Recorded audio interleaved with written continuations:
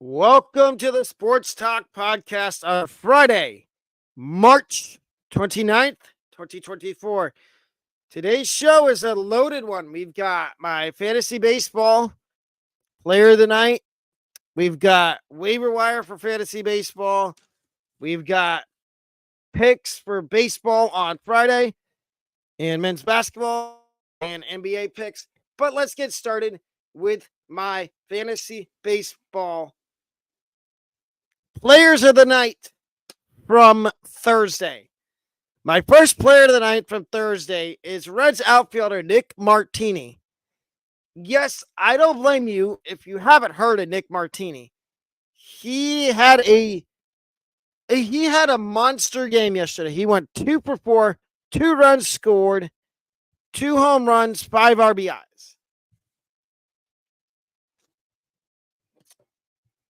And my second player of the night for fantasy baseball is Corbin Burns, Baltimore Orioles. It was his season debut as an Oriole, regular season debut as an Oriole.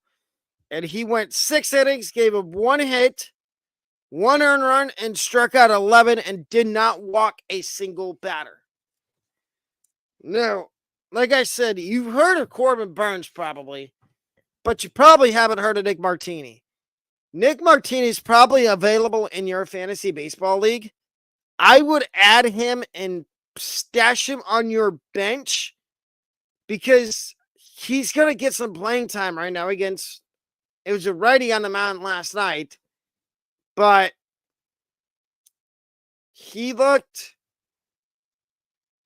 I would say he looked good. 16 men's basketball tournament now. So here we go with my Sweet 16 men's basketball picks for Friday. We've got the 11th seed NC State versus the 2 seed Marquette. Now, I'm surprised North Carolina State's made it this far in the NCAA tournament, but I think this is where their Cinderella run ends. I have Marquette beating NC State 84-74. I just think Marquette has more, I'm not going to say more talent, but I think Marquette has a lot better guard play than NC State does. DJ Burns has been one of the best players in the tournament. Not a lot of people knew about DJ Burns when he first got to NC State. They knew he was at South Carolina, but they didn't know a lot about him. But I think this is where their season ends up ending. Next, we've got Purdue and Gonzaga. And I think this is going to be a slugfest. I think there's going to be a lot of points scored in this game. And my free play of the night, which you will hear at the end of the show, is this game. I'm not telling you what it is yet. You'll have to wait, but I think Purdue wins 91-84. Duke. So that was the 1 seed Purdue and 5 seed Gonzaga. We've got the 1 seed Houston and 4th seeded Duke. I like Houston here, 86-81. I do think there's over 80 points scored, but I don't think either team gets to 90 unless it goes overtime. And I have Houston winning this. They're my last life. If they lose, my bracket, both my brackets are toast. My other bracket was already toast. I had FAU winning the whole thing, but they lost. So I'm holding out hope Houston beats Duke. And the last Sweet 16 game we've got today is 3 seed Creighton and 2 seed Tennessee. Now, normally, I would take Tennessee here, but I'm going to be a little cautious with this. And that is that I don't really trust. I like Tennessee, but I think Creighton pulls the upset here and wins 84-80.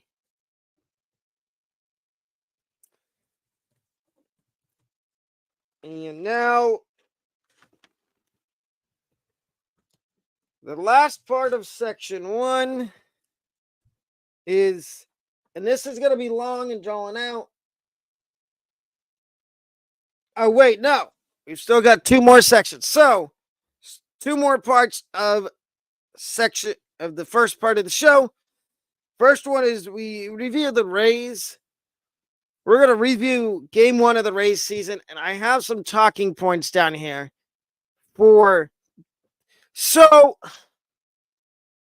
Zach Eflin really struggled in his first opening day start as the quote-unquote ace of the Rays. Take into account, I mean, it was against the Blue Jays. Vladdy hit a 450-foot plus home run. Eflin did struggle. One of my bold predictions was he was going to strike out 12, and I don't think any of my bold predictions worked yesterday. But that's to be determined. I think Eflin bounces back his next start, whatever that'll be. The other issue the Rays had is they had really bad control. Didn't matter who was in. Eflin started, he walked a few. Then Sean Armstrong came in and had a couple walks. Then Maton came in and walked a couple guys. Walks come back to hurt you in the long run. Believe me. That's the one thing you need to teach pitchers is don't walk batters because walks can come back around and hurt you in the end. One positive spot for the Rays was Yandy Diaz, who went 3 for 4 yesterday with a leadoff home run to open up the bottom of the first and a double and a single. He could have hit for the cycle on opening day. All he needed was a triple. He was a triple shy of the cycle yesterday. Now, here's my preview for game 2 of the Rays and Blue Jays. The pitching matchup tonight is Aaron Civale versus Chris Bassett. Now, here's my sticking points for the Rays to win game 2.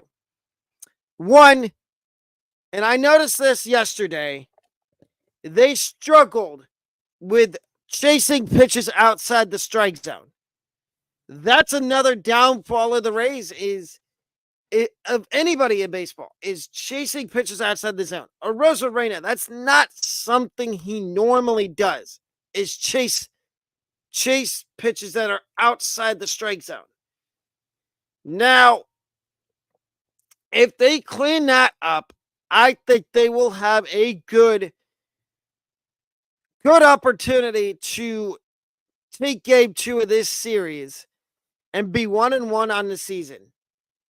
Now, on the Blue Jays side, if they could do the same thing they did yesterday, they're going to start the season 2-0. And that's going to look bad on the Rays for not getting up and being ready for the first 2 games of this 4-game set. But the other sticking point I have is there's a couple other bright spots in this game. One of them being Ahmed Rosario. He did not start the game. He came off the bench and pinch hit for Richie Palacios, which is another guy I like that I think is going to start to grow on me throughout the season. And Rosario mashes lefties. That's why they brought him off the bench. And he hit a ball dead central, not out, but he had a double. He had his first hit as a Ray. And that's something I don't know how to say this. I like guys that rake. And Ahmed Rosario, it seems, is going to be one of those guys that just consistently gets hits. Now, Civale. I'm going to make a prediction here. I was wrong on my prediction yesterday for Eflin. I think Savali gets into the 6th inning today with 5 or 6 strikeouts and maybe 1 walk. 1 walk at best. If he walks more than 1 batter, he's not going to make it through 5. Let's say that. And then the other thing with the Rays is just the injury bug. Bradley's going to miss the first part of the season. The first month of the season. Josh Lowe is probably going to miss the first month of the season.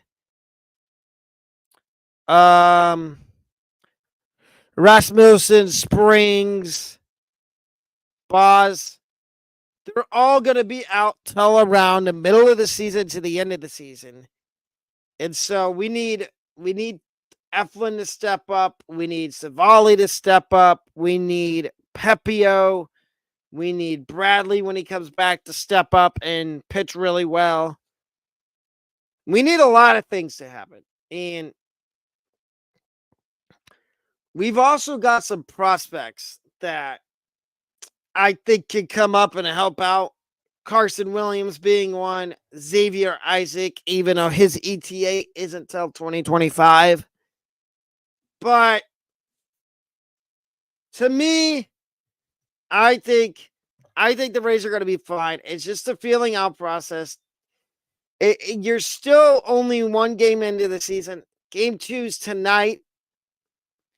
And I think if the Rays can put together, because the lineup's going to change every day. It's not going to be the same lineup every day. Other than a few guys, like Siri's going to be in there every day. Arozarena, Diaz, Brandon Lau, Caballero, Paredes. Those guys are going to be in there every day. And then you're going to have a mixture of other guys that are in there at DH and that rotate in at second base with Lau needs a day off, or Caballero needs a day if it's short, or Paredes at third, or Diaz at first. But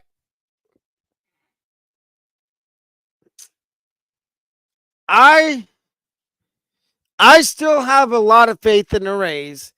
I'm still thinking they're still going to win the division. Like I said, it's only 1 game into the season, and they still have 161 more games. That was game 1 of 162.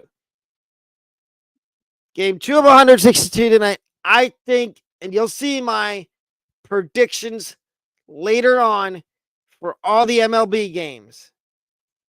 When I preview the MLB slate later on in the show.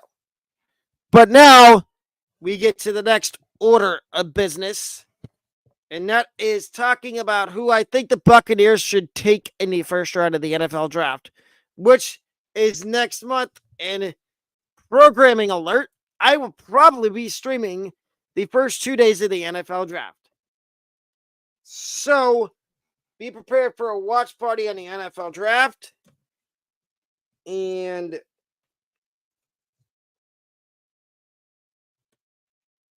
my analysis on every pick.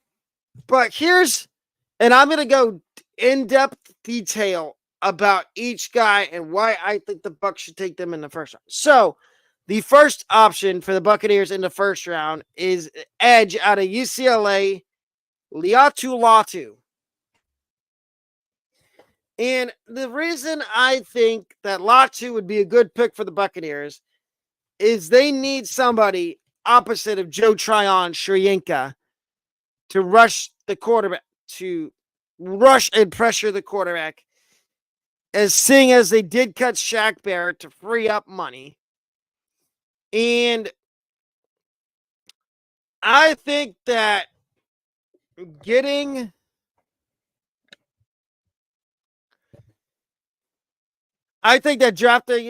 Liatu Latu is really good for the Buccaneers because, like I said, it gives them. Shoyinka won't always get. he won't always get double teamed, and neither will Elijah Cansey inside. Because if you do that, then it's going to leave open the possibility of somebody else getting up there and getting the sacks. If you get Latu, he was teammates in college with Joe Tryon Shienka. And I think reuniting them it's the perfect fit for the Buccaneers defense. For one, it gives them more youth along the defensive line. And two, you might get a breakout year from Joe Tryon Shienka. My second option for the Buccaneers is defensive back Chris Abrams-Strain out of Missouri. Now, the Buccaneers did trade defensive back Carlton Davis, and Jamel Dean is the only starting quarterback left standing for the Bucs. I mean, Zion McCollum's there, but he's probably going to play the slot inside. So they're probably going to draft a defensive back. And if it's in the first round, it might be Chris Abrams-Strain out of Missouri. I like how he's physical. Abrams-Strain is a very physical cornerback. I've watched all these guys I've watched film on, and he sticks out to me in very different ways than all the other DBs do. He's physical on the ball. He jams you at the line of scrimmage, doesn't give you the chance to get free. And he's very, very physical. And I think somebody like that would fit in the defensive system the Bucs run really well. And another thing about Abrams-Strain is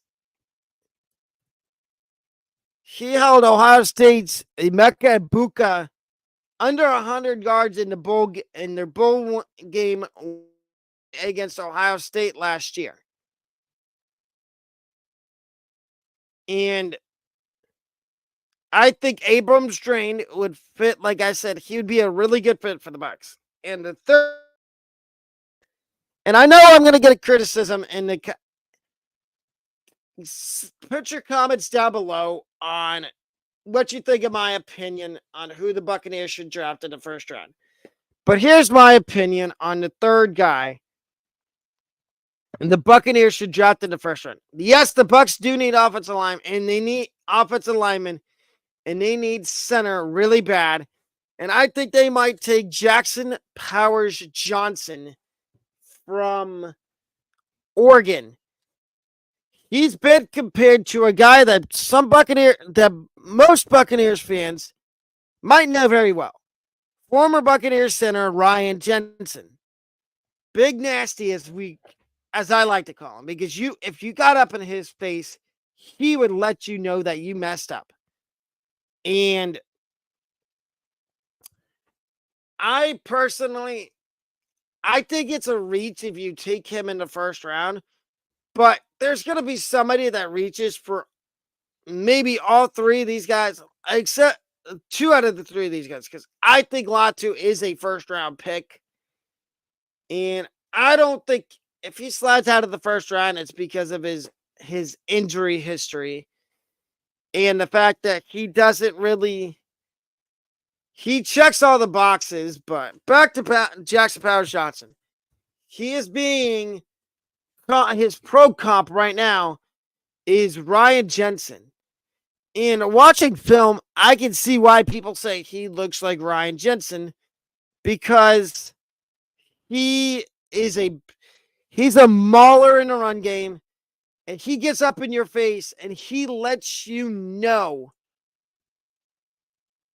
He lets you know when you've made a mistake, whether it's hitting one of his players late or taunting them.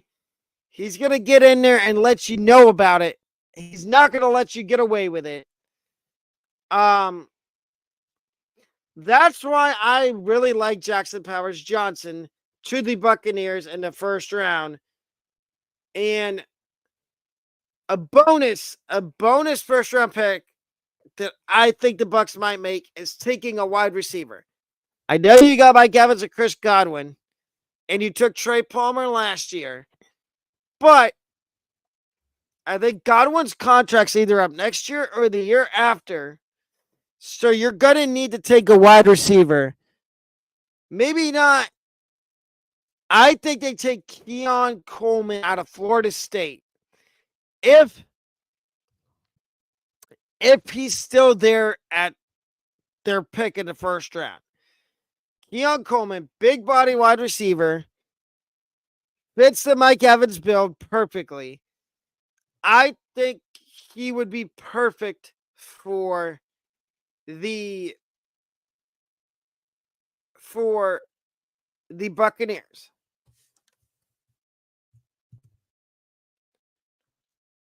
Okay, so now we are going to take a little 5-minute break here. Not even 5 minutes. We're going to take a short commercial break, and we'll be right back.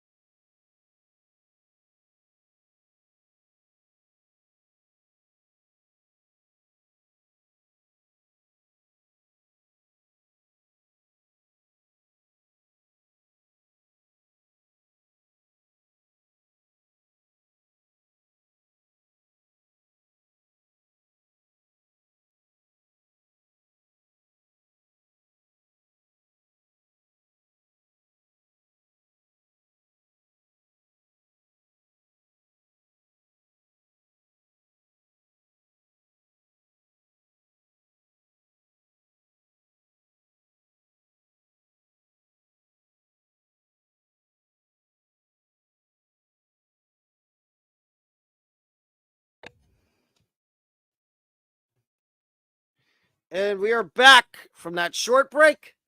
Let's get right back into the show. We are previewing the MLB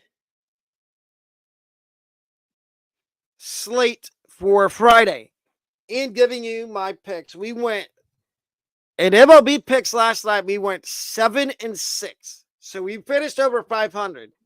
We started 4-0. So here we go.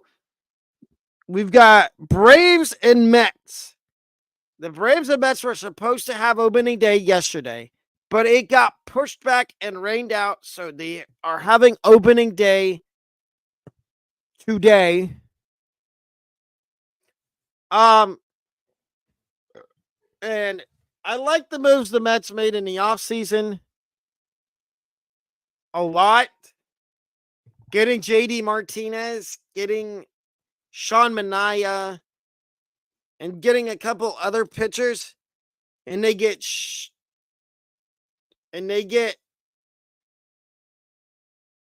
no, they don't have any pitchers on the injured list right now, but they do have some prospects that could be up later in the season, like Mark Vientos, Luis Angel Acuna, I believe, is in their system, and my favorite prospect, Ronnie Mauricio. But here's my prediction. I think the Mets are going to win here on opening day for the Mets and the Brewers and the Mets, correction. Brewers and Mets. My pick is the Mets 4-2. With, I think, Francisco Alvarez opens his season with a 3-hit effort, with one of those hits being a home run. For Phillies and Braves is the next game. I was looking at the Braves when I said Mets because they are division rivals. So that's my fault. That's on me. But here we go. Braves and Phillies is the next game I'm previewing. Now, if you saw my NL East standings prediction for this year, I think the Phillies are going to win this division. But I don't think their takeover of the division starts in game 1 of the season, because I think the Braves will win this game 3-1. Ronald Acuna, I told you he's going to lead the league in stolen bases. I think he has, my bold prediction for this game is I think Acuna has 3 stolen bases today. 3. We've got the Guardians and Athletics. Now, this was a beatdown last night. The Guardians won 8-0. I'm going to say the Guardians shut out Oakland again, and it's going to be 4-0. It's going to be a 4-0 one for the Guardians. And the reason I say that is because, and correct me if I'm wrong, didn't I say Shane Bieber was going to pitch really well the other night? If I did say that, please let me know down below in the comments. But I think the Guardians win this game 4-0. Thanks to a 2-run homer from Jose Ramirez and a 2-run home run from Brian Rocchio. My next one is the Rays and the Blue Jays. This is game 2 of the Blue Jays and Rays. The Blue Jays won 8-2 yesterday. I think the Rays return the favor here and they win 4-3 with another huge start to the season for Yandy Diaz. I think Yandy Diaz has another big game. We've got the Pirates and the Marlins as the next game, and the Marlins and Pirates played a really good game yesterday. It was 5-5 going into the 12th inning, and the Pirates ended up winning 6-5. I think the Marlins win this one, and I think they do it 6-4. Yankees and Astros is the next game. And again, this, like I said yesterday I picked the Yankees to win, and they did. Now I'm going to flip it. I'm going to go Astros, and I think the Astros win 5-4. I think the Astros win this game 5-4. Rockies and Diamondbacks is the next one. And I was really wrong on the Diamondbacks yesterday. I said they were going to lose 3-2. They won 16-1 against the Rockies. So, as seeing as that happened last night, I'm going Diamondbacks 4-3 tonight. I'm not making that mistake twice. Red Sox and Mariners is the next game, and I think the Mariners return the favor on Boston. Boston won opening day 6-4. I think the Mariners return the favor here, and they get the win 6-3.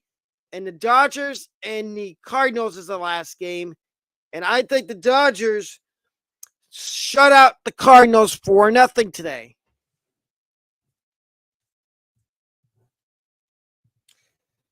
Fantasy Baseball waiver wire.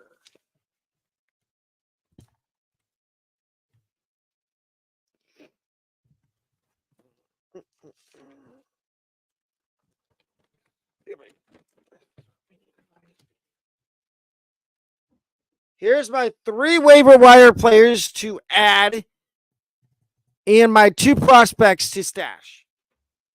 So my first waiver wire player to add for tonight is going to be Henry Davis of the Pittsburgh Pirates. He went 1 for 6 yesterday, but the key and the reason I like picking him up is he's going to be the starting catcher for a little while with Yasmani Grandal out injured. And he's only 7.3% rostered in, if you play on ESPN, which I do, that's where all 3 of my main fantasy baseball leagues are. He's only 7% rostered, and it's probably less on other formats. My next player to add in this is if you need help at starting pitcher, as Justin Steele is going to go on the injured list. And that would be Gavin Stone from the Los Angeles Dodgers. 16.7% rostered. He is projected to make his first start of the 2024 season on Sunday against the Cardinals. And my last waiver wire player to add is Christopher Morel, outfielder / DH of the Chicago Cubs. And he's also going to play some third base. And once he plays enough games at third base, he will be eligible there. He went 2 for 5 last night with a run scored and a triple. And the Cubs lost to the Rangers in extra innings. He is only 25.1% rostered. And my 2 prospects I like that I think are good stashes, and this is for dynasty leagues or keeper leagues only. Do not add these guys. Don't stash these guys unless in redraft leagues unless you have a really, really deep bench. That would be outfielder Andy Pages from Andy Pages. I believe is the correct pronunciation of the name. From the Los Angeles Dodgers. 0.2% rostered.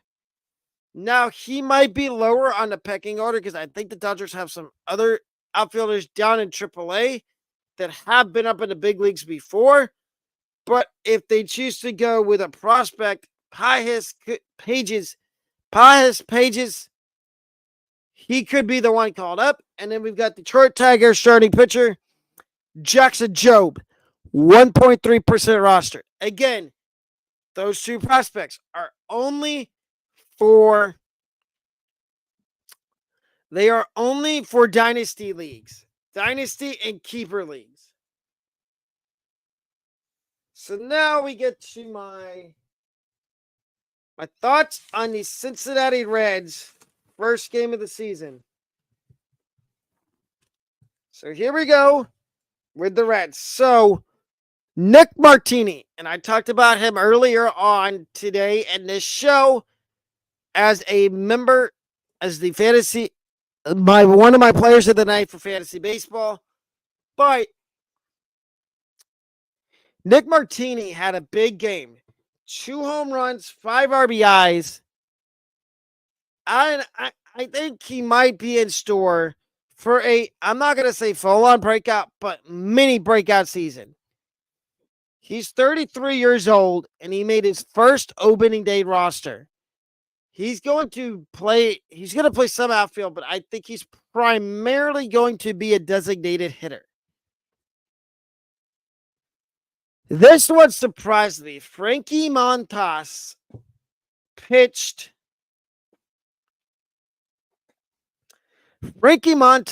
really well for the Reds yesterday.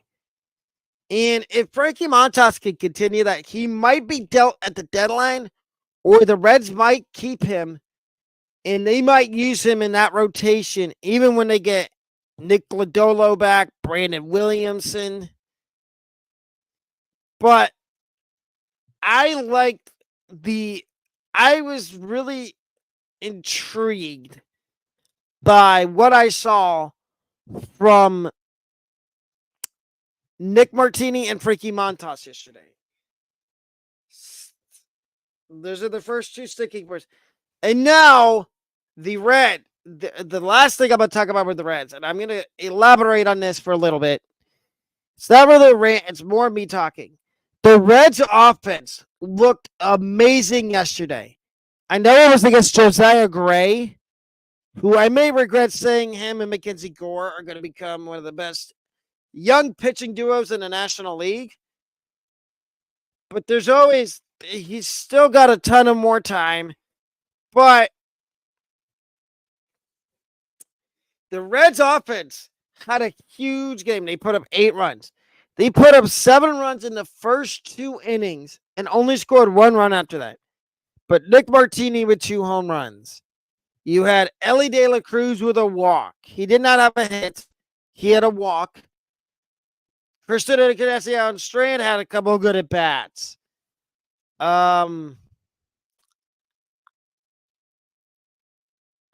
Jonathan India looked pretty good. Tyler Stevenson looked really good. The pitching also looked really good for the Reds as well. And I think that the Reds will be fine as long as they can keep hitting and their offense can score a lot of runs every game. Okay. So now we get to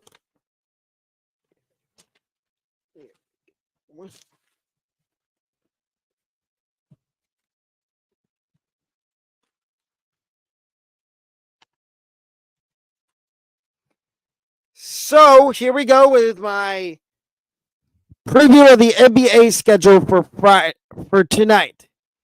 We start with the LA Lakers versus the Indiana Pacers. I think this is going to be a really good game tonight.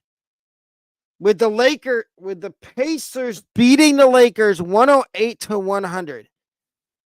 Lakers are traveling from, I believe, LA to Indiana. That is not a fun flight. And I don't think it's going to be fun after they lose to the Pacers. We got the Clippers and the Magic.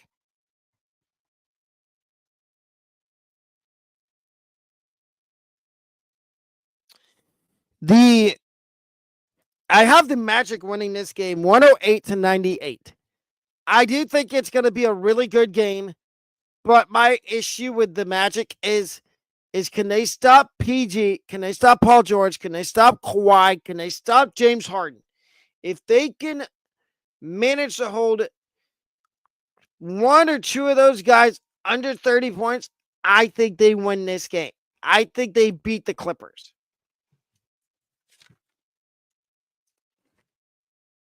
And again, at the end of the show, you will see my free plays of the night for the NBA, MLB, college basketball,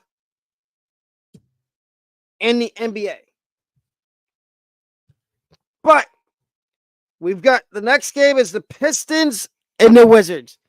In this game, I really debated on just skipping it because it's between two teams that are really bad. But I had to pick somebody to win. And I picked the Wizards to win. My pick was the Wizards 124-120.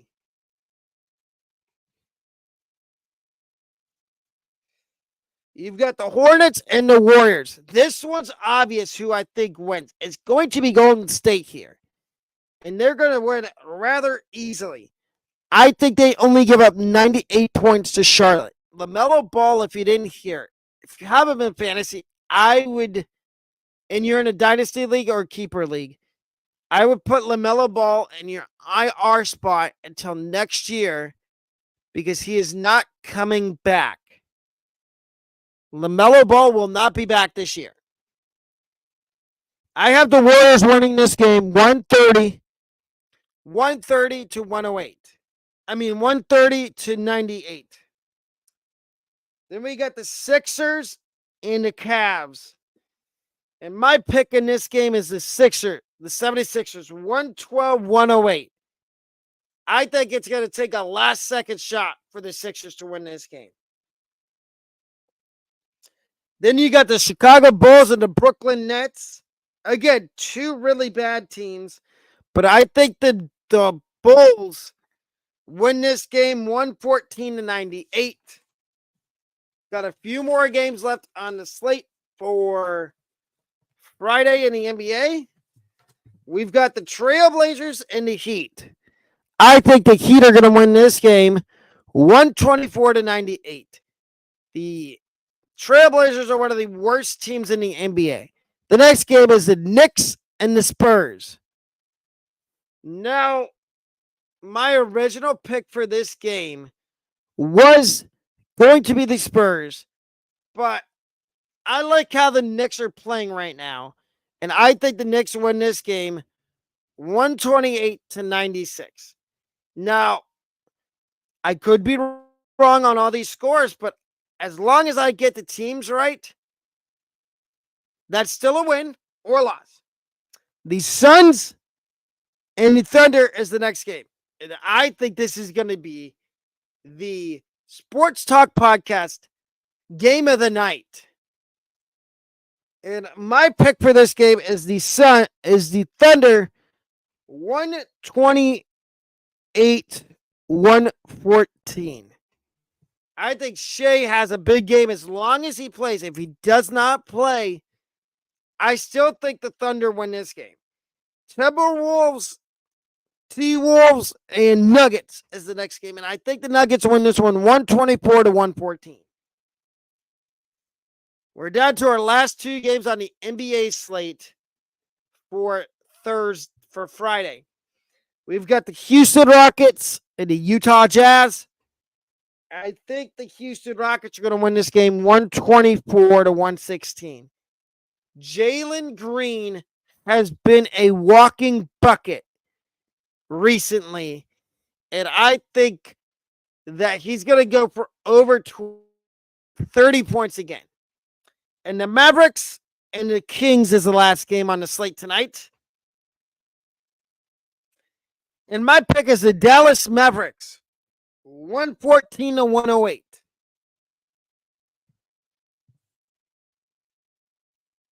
And the final,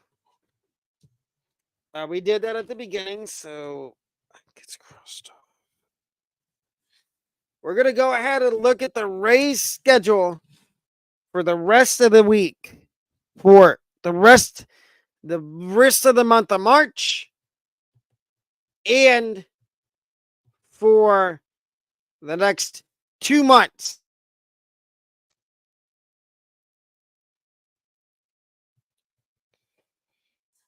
Hold up.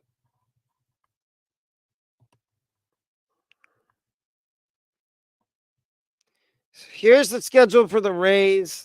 Ignore the spring training. So they get Toronto for 2 more games. 3 more, including tonight. Tonight's Devil Rays night for the Rays. I think the Rays beat Toronto tonight, tomorrow afternoon, and Sunday afternoon. And then we get into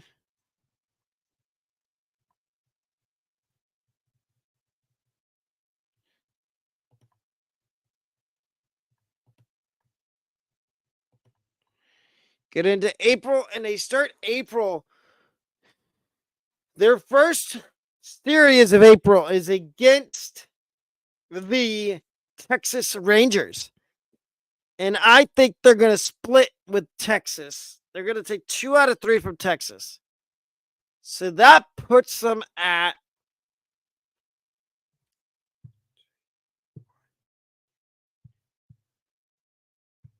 five and 2 on the year. And then they go out on the road and they have a 6-game road trip. 3 in Colorado, 3 in LA. I think they're going to take all 3 from Colorado. So that puts them at 7. That puts them at 9 wins. And then I think they might take 2 out of 3 from the Angels. So that puts them at 11 and 3 on the year. And then they come back home. They're off the Thursday after they get back from LA. Then they play the Giants for 3 at home. I think they'll take 2 out of 3 from San Francisco. So that puts them at 13 and 4. And then they play the Angels for 4. I think they split with the Angels. So they're 15 and 6. And then they go to New York for 3. And I think they either get swept by the Yankees or split with the Yankees. If they split with the Yankees, that puts them at 17. They split the first 2 games with the Yankees. So it'll be 16 and 6. And in that game 3 against the Yankees, I think they take game 3. So there's 17 and 6. And then they come home for the Tigers for 3 games. I think they take 2 out of 3 for the Tigers. So that puts them at 19-7. And then they go to Chicago for 3. Chicago's going to be one of the worst teams in baseball. I think there's a chance they sweep Chicago. So that puts them at 20, 21, 20, 22 wins. And then they finish at the month of April. I'm pretty sure it's 3 in Milwaukee. They take the first 2 in Milwaukee. So they're 23-6.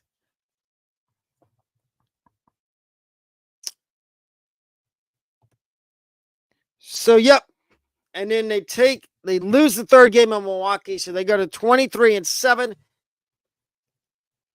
Then they come home and they start up their next homestand it's a 3-team homestand. They play the Mets, the White Sox, and the Yankees. And I think they're going to take.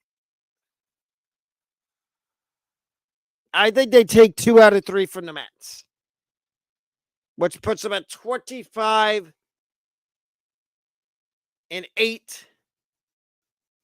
No, they were 25-7. Yeah, 25-8. And then they play the White Sox at home for 3. That's another sweep. 26, 27, 28-7. And then they get the Yankees again for 3 games. And I think they take 2 out of 3 again from the Yankees.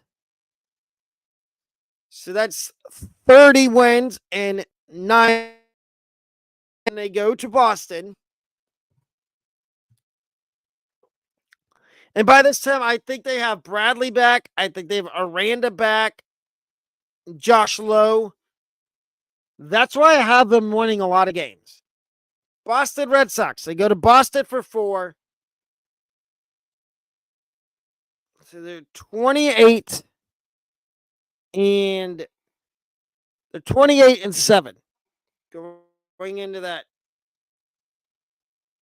No, they're 30-7, 30-8 going into the Boston series. I think they beat the Red game, so they're 31-8, 31-9. They lose to Boston in the second game, 31-10. Beat Boston in the third game, 32-10. Boston in the fourth game, 33-10. And then they go to Toronto for 3. They lose the first game to Toronto, 33-11. 34-11 after they beat Toronto in the second game. And 34-12 after they lose to Toronto in the third game. So then they come back home for Boston. They get Boston and Kansas City the next 2 in. And I think they beat Boston in the first game. So they're 35-12.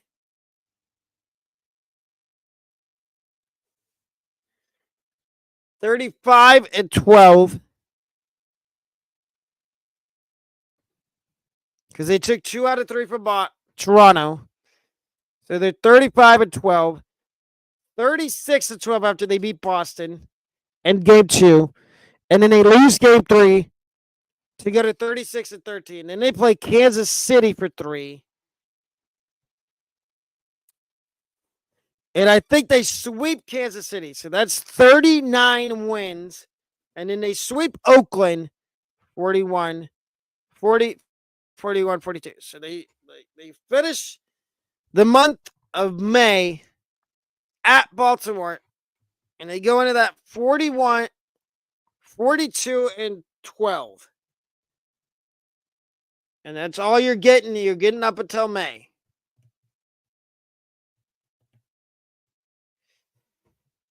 And what was the next thing?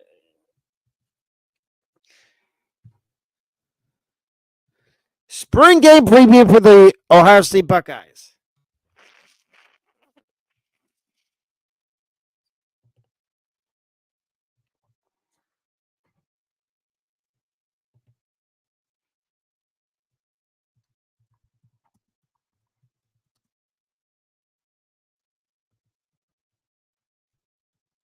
I'm looking up the roster for the Ohio State Buckeyes to give you guys to watch for the spring game.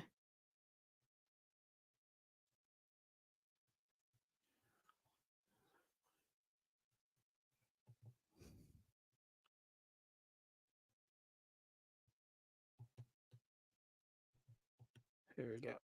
So now I'm going to share my screen again and present to you who I think you should be keeping an eye on at the Ohio State spring game.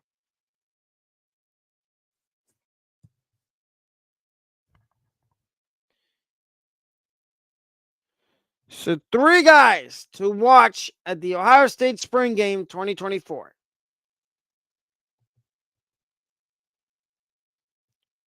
Close.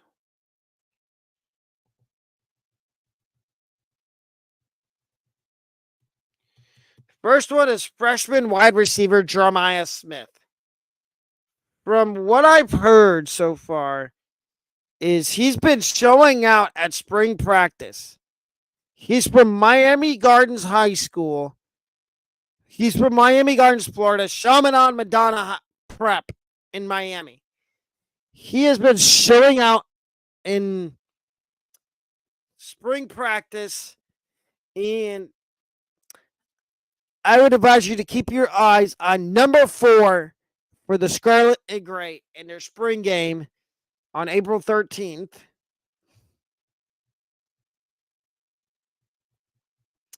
Two other guys I would advise that Two other guys I would say to keep your eye on for the spring game are quarterback number 10, Julian Sayin, freshman out of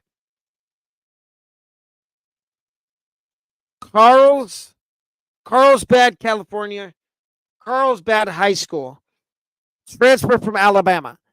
He is going to probably get snaps this year as the backup quarterback to Will Howard, and I think if he dominates backup reps this year, that he might be starting next year for Ohio State.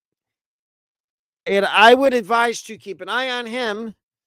And the last guy to keep an eye on for the spring game is also another quarterback, Air Noland, freshman out of College Park, Georgia, Langston Hughes High School. And he has been having a decently good spring as well. And I think if he shows out enough, that he could be another guy that might get the starting gig next year for Ohio State.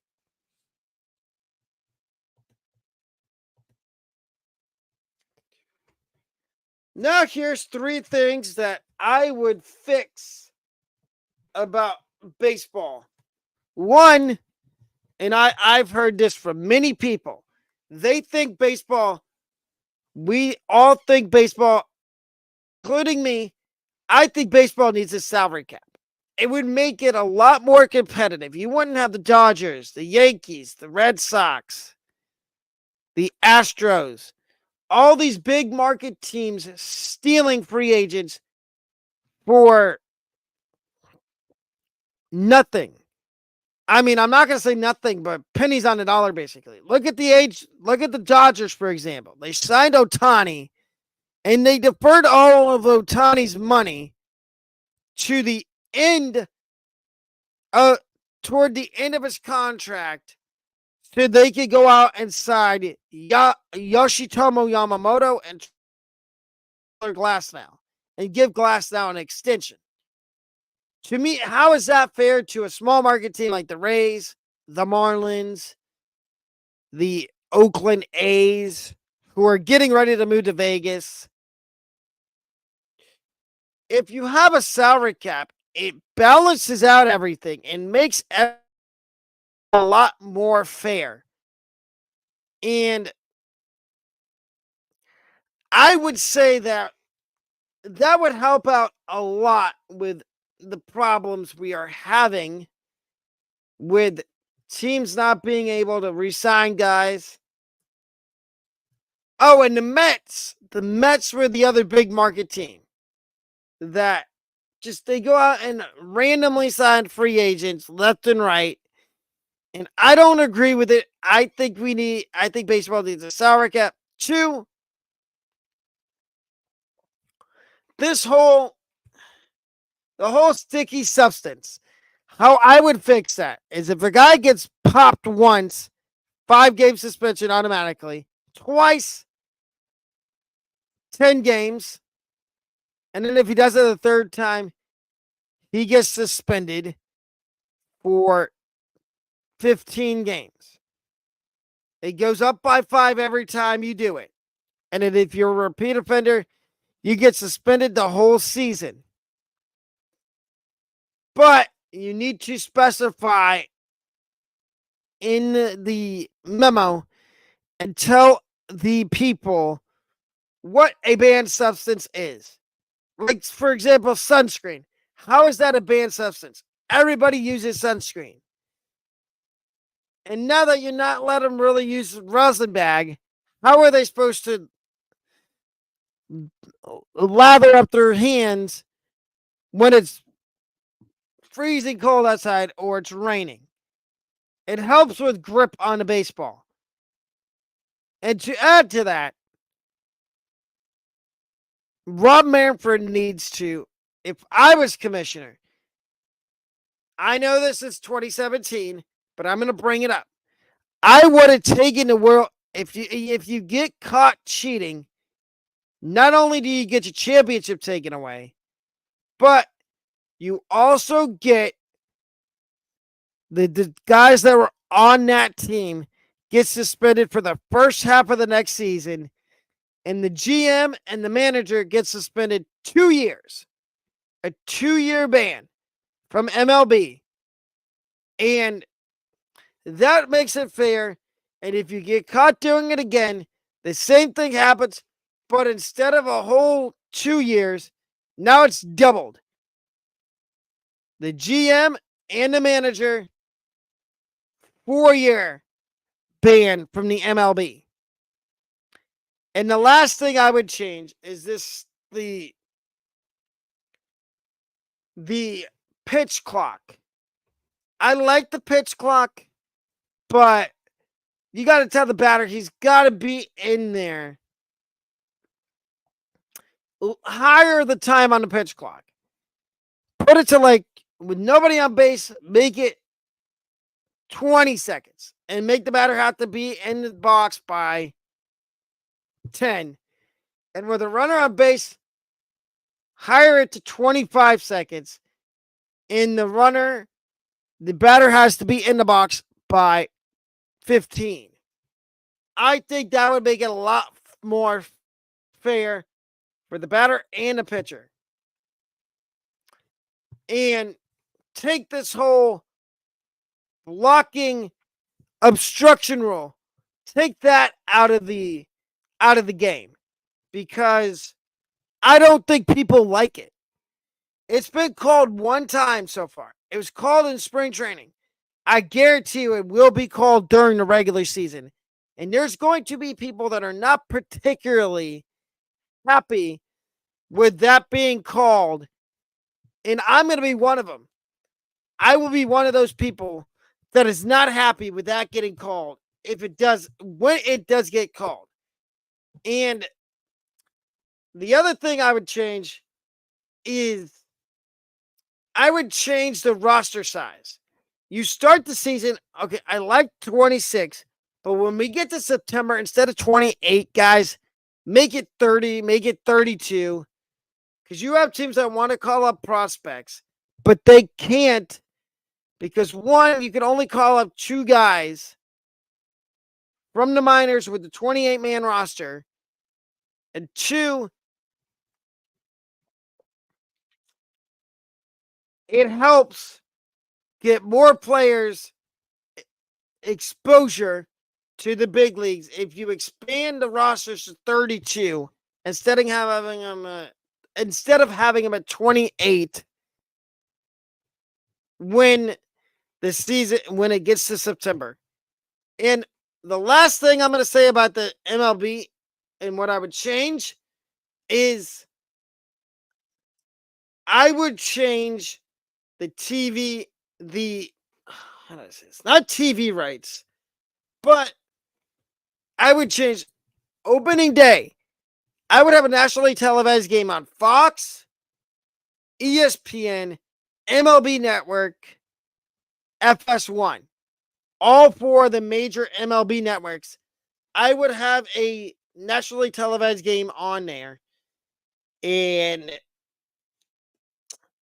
I think that would help out a lot. You would get more people watching opening day. And I think that would benefit the sport a lot. Now, the last part of the show, I told you earlier, we got some free plays of the night. We're going to start with college basketball first. And my free play of the night for college basketball is the over in the Purdue-Gonzaga game. Take the over in Purdue-Gonzaga. My free play of the night in the NBA is taking the money line, which right now is set at, unless it changed, it might have went up, it might have went down. Taking the money line in the Orlando Magic, taking the Orlando Magic money line. At it was set at minus 110 last night when I did this. Like I said, it could have gone up. My free play of the night in the association. Men's basketball. Oh, here it is. MLB slate. My free play of the night in the MLB is taking the Miami Marlins money line at minus 135 against the Pirates. So that is the Purdue Gonzaga over, money line Orlando Magic minus 110, Marlins money line minus 130.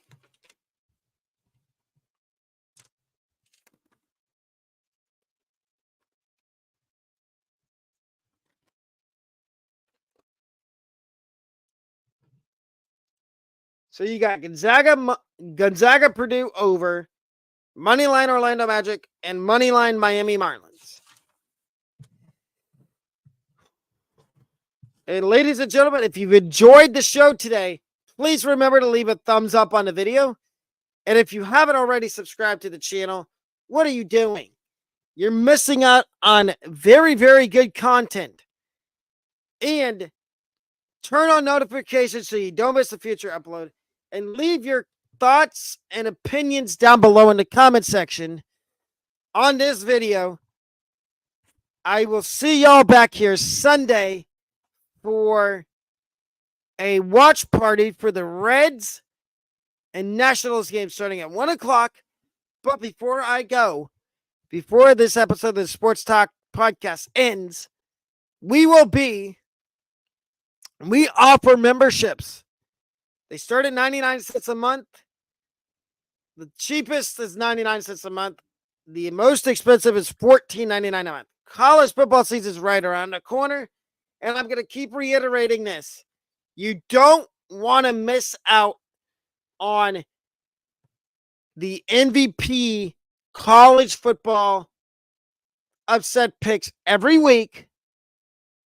There's two different sections for the MVPs. There's going to be the free MVP section, which those picks will be on Mondays, in the paid section of the Patreon. Those picks will be on Fridays.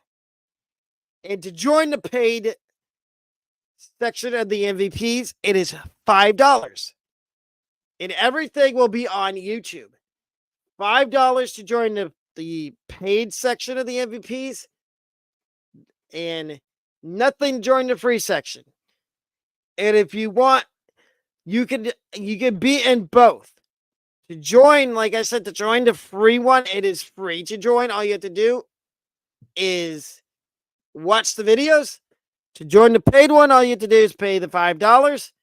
And I'll be putting instructions on how to do that when we get closer to the the college football season, as well as September 12th through the 16th. The Sports Talk podcast will be on the road, and we will be in Morgantown, West Virginia. Streaming live from Morgantown, West Virginia, September 12th through the 16th, on the campus of West Virginia University, the Sports Talk podcast. But, ladies and gentlemen, that wraps up the Sports Talk podcast for today. I will see you back here for a watch party on Sunday for the Reds and the Nationals. Monday will be our next regularly scheduled Sports Talk podcast episode. Let me know what you think about the new format, the new style, down below in the comment section. Let me know if you like it or if you'd rather me go back to the old way of doing the videos. But till I see you the next time on Sunday, the Sports Talk podcast signing off. Have a wonderful Friday and enjoy the second day of the MLB.